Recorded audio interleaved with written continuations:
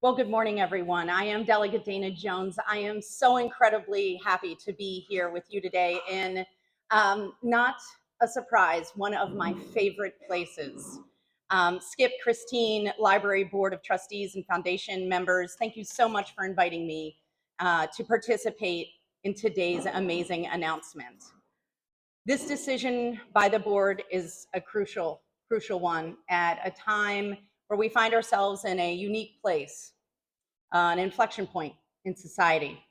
It exemplifies the bold leadership on an issue that deeply threatens some of our nation's core principles of freedom of speech and freedom of expression. As Skip mentioned last year, I am the author, the sponsor, and the person who passed the Freedom to Read Act in the state of Maryland. Thank you. This made Maryland one of the first states in the country to pass legislation protecting libraries, literature, and librarians, and the freedom to read. During the legislative process, my chief of staff, Josh Paper, and I wrote this bill over the course of 12 long months. I focused on grounding the issue in the reality that this is not just a problem that you're seeing on television. So many folks said to me, yeah, but that's in other places. That's not us. It's happening right here in Maryland, friends. And many of my colleagues were shocked at the scale and the severity of the ban attempts taking place. Since 2019, Maryland has seen a 133% increase in formal challenges and a 263% increase in informal challenges. In 2023, there were 17 states where attempts to ban over 100 titles made the top list for the ALA, the American Library Association. Florida, Kentucky, Texas, Maryland, right here, our home state. Book banning is not an issue happening in other places. Attempts have been happening, not just in our state, but right here in our county of Anne Arundel. And these bans aren't just statistics, they are each an individual example, a person. Challenges that libraries are having to manage alongside their daily work. And we are here in a library that serves its community in so many different ways. We have a beautiful community pantry, right? That I just dropped off some diapers and wipes, and you can drop off diapers and wipes too to serve your community.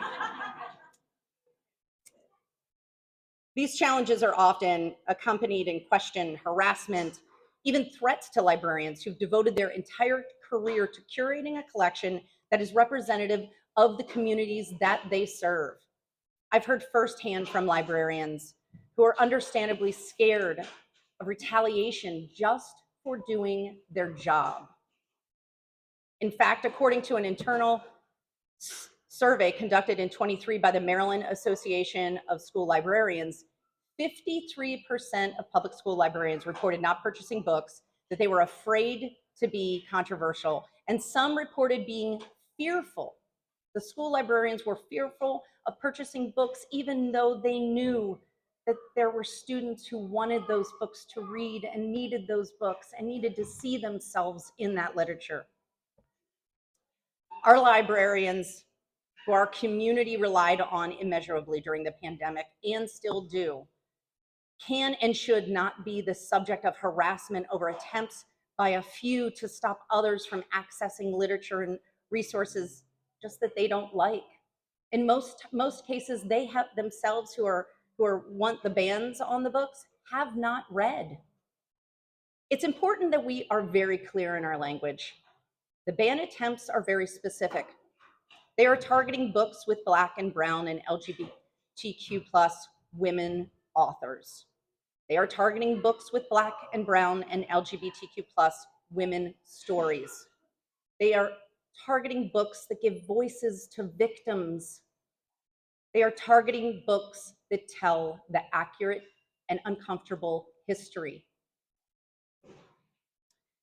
And they are targeting books that shine a light of representation for people who so often don't see versions of themselves in art and in media.